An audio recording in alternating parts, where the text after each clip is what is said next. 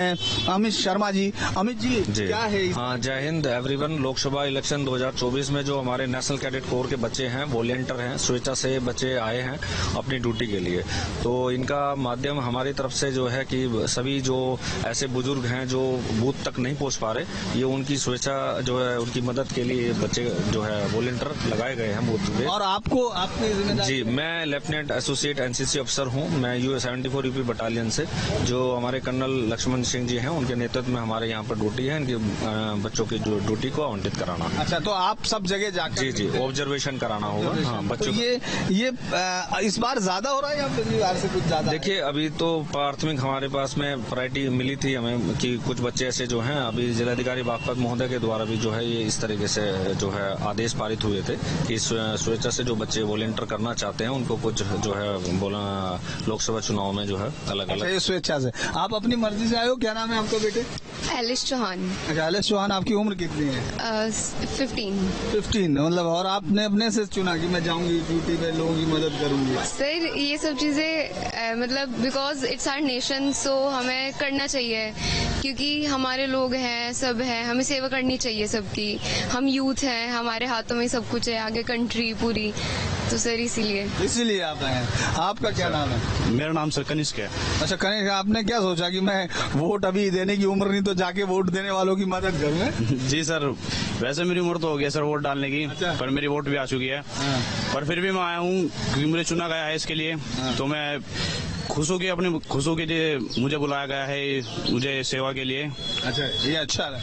आपका क्या नाम है? हरी? सर, मेरा नाम हरीश है। अच्छा, आप भी लक्ष्य से हैं? हाँ जी सर, मैं लक्ष्य से हूँ। तो ये आपने भी वॉलंटियरिंग किया या किसी ने कहा है कि नहीं? या अपनी मर्जी से? अपनी मर्जी से आया हूँ सर। अपनी मर्जी से? हाँ जी सर। आपको क्या लगता है वोट कराते हुए देखना ताकि आगे से चुने हैं? Yes sir. खुद भी लड़ने की इच्छा होगी कि? Yes sir. ना सर, वो तो नहीं। देखिए, युवा बच्चे जो है वो दिख रहे हैं, हम लोग उनको देख रहे हैं। ये एक अलग किस्म का एक एक्सपीरियंस है जिसमें वॉलंटियरली वो चुनाव में वोटिंग कराने आ रहे हैं, यानी चुनाव का हिस्सा बन रहे हैं। और यही कल को हमको देश की अलग अलग जिम्मेदारियां संभालते दिखेंगे और वोट की कीमत कितनी होती है उसको वो आज से ही समझ रहे हैं। वीडियो जर्नलिस्ट विकास राय के साथ Dhirendra Pundir, news state UP Uttarakhand.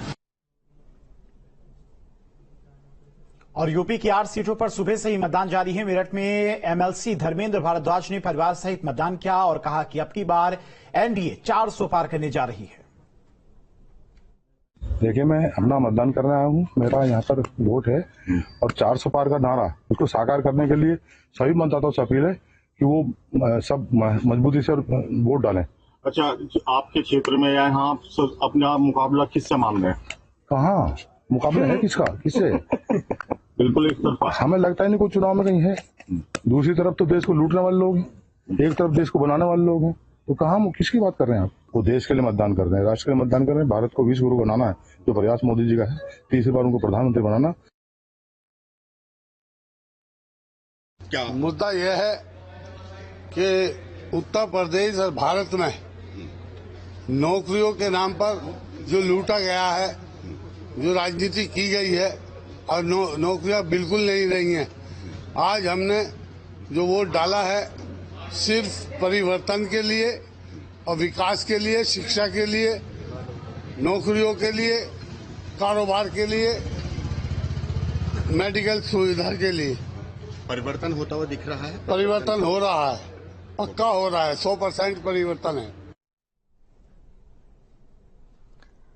तो वहीं अमरोहा से बीजेपी प्रत्याशी कंवर तंवर सिंह ने कहा कि हमको सभी धर्मों के लोगों का प्यार मिल रहा है और हमारी सरकार न सिर्फ विकास का काम किया है बल्कि हमारे सहयोगी ओवैस अली ने कंवर तंवर से खास बातचीत भी की। उन्होंने क्या कुछ कहा, सुनिए। भाजपा प्रत्याशी अमरोहा से कंवर तंवर सिंह हमारे साथ है, सीधा उनसे बातचीत कर लेते हैं। सर, देश में 400, प्रदेश में 80 और दानिश अली जी कह रहे हैं कि उनके साथ फाइट ही नहीं है। यहाँ पे अपना आपको इकलौता बता रहे हैं हकदार। कांग्रेस का कोई वजूद नहीं है जी यहाँ, और खास करके अमरोहा की जनता समझती है, अमरोहा के लोग समझते हैं। जो यहाँ से पहले 5 साल पहले यहाँ जीत के गया, उसने यहाँ गरीब आदमी को लेटर तक नहीं लिखा। वो यहाँ कभी आया नहीं। 5 साल के बाद फिर आया तो फिर उसके बाद फिर वोट मांगने लगा। तो मैं तो भाइयों बहनों कहना चाहता हूँ, नौजवान साथियों कहना चाहता हूँ, जो आदमी आपके बीच में वोट लेके चला जाए वो आए ना, तो ऐसे आदमी वोट भी नहीं देनी चाहिए। अच्छा, फाइट आप मान रहे हैं कि कोई फाइट आपकी लगती है किन मुद्दों को लेकर के है? कुछ लोग कहते हैं कि विचारधारा की लड़ाई लड़ती है भारतीय जनता पार्टी।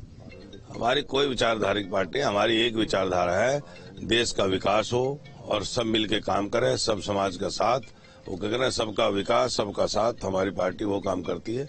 और सभी धर्मों की हम सबका एक जैसा हमारा भारत है, हम भारत को भारत समझते हैं। दूसरी पार्टियां कांग्रेस जैसी वो देश को तोड़ने में लग रही है, वो उल्टी सीधी बातें करते हैं, कभी हिंदू मुस्लिम की बात उठा लेते हैं तो कभी हिंदू की बात छोड़ते हैं। उनका वो आज कांग्रेस को लोग पसंद नहीं करते। मुस्लिम बहुल्य सीट है अमरोहा, अगर इसकी बात की जाए, क्या मुसलमान भारतीय जनता पार्टी के साथ जुड़ा है? लगता है कि वोट मिलेगा इस बार? मैंने आपको क्या बोला, हमारी पार्टी ने सबका साथ सबका विकास का काम किया है, तो लोग जनता समझती है। कांग्रेस आज पूरे देश में ज्यादातर उखड़ गई, कांग्रेस है नहीं गई।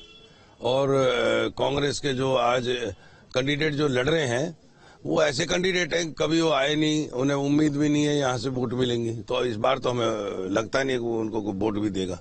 देखिए, ढोलक की वो ताल है जिसको मोदी जी ने कहा था, प्रदेश के अंदर में 80 के 80 सीटों का, जिस तरह योगी जी ने कहा और मोदी जी का 400 पार का नारा है, वो साकार होता हुआ नजर आना शुरू हो गया। और कुंवर तंवर का साफ तौर पर यही कहना है कि उनकी फाइट किसी के साथ नहीं, वो पूरी तरह से अपनी जीत के लिए आश्वस्त है और वो बड़े पैमाने पर जीत हासिल करने अमरोहा लोकसभा सीट पर जाने वाले हैं। वीडियो जर्नलिस्ट जगेंद्र के साथ युद्धवा सली, न्यूज स्टेट, अमरोहा। वहीं नोएडा से बीजेपी प्रत्याशी महेश शर्मा ने मतदान करने के बाद कहा कि देश में कहीं भी विपक्ष नहीं है, एक बार फिर से मोदी सरकार आ रही है।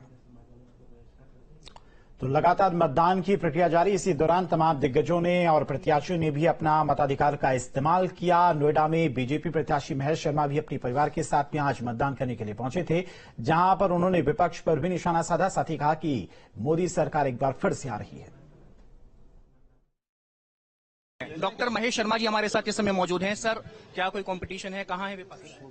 देखिए, विपक्ष मैं ऐसा नहीं समझता कि विपक्ष कहीं भी दिखाई दे रहा है। विपक्ष स्वयं छोड़ चुका है, अपना स्थान छोड़ चुका है। लोग मान चुके हैं कि नरेंद्र मोदी को प्रधानमंत्री बनाना है और यहां से भी वो मन बना चुके हैं कि किसे सांसद बनाना है। कह रहे हैं विपक्ष के उम्मीदवार की नाराजगी है, जातिगत समीकरण फिट नहीं बैठ रहे हैं। हमारी पार्टी जातिगत में विश्वास ही नहीं रखती। जो जाति की राजनीति करने वाले लोग थे वो हाशिए पर पड़े हैं। वो दल अपने संकट में है कि जाति की राजनीति करें। हमारा प्रधानमंत्री जी विकास की राजनीति करते हैं, गुड गवर्नेंस की राजनीति करते हैं, गरीब कल्याण की राजनीति करते हैं। तो हम जातियों में विश्वास नहीं रखते और कोई भी जाति सब हमारे साथ। कितना मार्जिन सब लेकर चल रहे? पिछली बार 3.5 लाख से, इस बार उससे ज्यादा से बेहतर होंगे। डॉक्टर महेश शर्मा साफ तौर पर कहते हुए कि पिछली बार 3.5 लाख वोटों से उन्होंने जीत दर्ज करी थी और जाति की राजनीति नहीं, विकास की राजनीति बीजेपी करती है प्रधानमंत्री नरेंद्र मोदी के नेतृत्व में। डॉक्टर महेश शर्मा दावा करते हुए कि 3.5 लाख वोट से भी बड़ी जीत इस बार उनको इस लोकसभा चुनाव में मिलने जा रही है। वीडियो जर्नलिस्ट सुमित कुमार के साथ मणिदीप शर्मा, न्यूज। तो वहीं यूपी में दूसरे चरण का मतदान जारी और मतदान के बीच सीएम योगी ने कहा कि जनता को पीएम मोदी पर पूरा भरोसा है, इसलिए जनता बढ़ चढ़कर लोकतंत्र के महापर्व में हिस्सा ले रही है। सीएम ने इस दौरान कांग्रेस को भी घेरा। द्वितीय चरण में आज लोकसभा के 13 राज्यों के 89 लोकसभा क्षेत्रों में चुनाव आज सायंकाल संपन्न हो जाएगा। कुल मिलाकर के 191 सीटों पर आज सायंकाल तक चुनाव की प्रक्रिया संपन्न हो चुकी होगी। देश के अंदर जो उत्साह है, देश के अंदर लोगों के मन में मोदी जी के 10 वर्ष के कार्यों को लेकर के जिस प्रकार की उमंग है, एक सकारात्मक माहौल है, उसको देखते हुए हम कह सकते हैं कि प्रधानमंत्री मोदी जी के कार्यों को जनता जनार्दन का पूरा आशीर्वाद प्राप्त हो रहा है और पूरे देश के अंदर फिर एक बार मोदी सरकार के संकल्प को पूरा करने में मदद मिलेगी। देश कार्य को देखना चाहता है और मोदी जी ने 10 वर्ष में देश को एक नई दिशा दी है। कांग्रेस पार्टी ने अपने मैनिफेस्टो में जिन बातों का उल्लेख किया है वह भारत जैसे दुनिया के सबसे बड़े लोकतंत्र के लिए एक बहुत खतरनाक संकेत करता है। और चूंकि कांग्रेस का इतिहास